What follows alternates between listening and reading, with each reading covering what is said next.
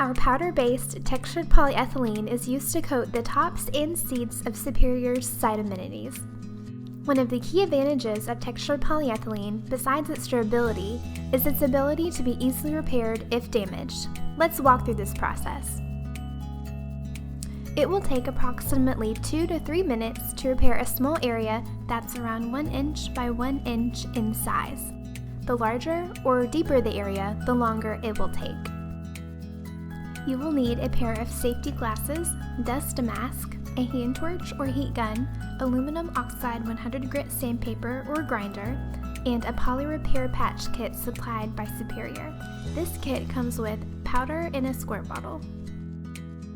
First, put on your mouth mask and glasses, then smooth out the damaged area with either sandpaper or a grinder. Next, use the torch or heat gun to slowly heat the surface to be repaired. While keeping the torch between 6 to 8 inches away from the surface, move the torch in a sweeping motion going side to side or up and down. Don't park the flame in one position for too long. This method is used to prevent the base metal from reaching a high temperature, which will cause the powder to flow or burn. Squirt a small amount of powder onto the repair area, then use the torch to apply more heat. Repeat this process until the repair area appears blended.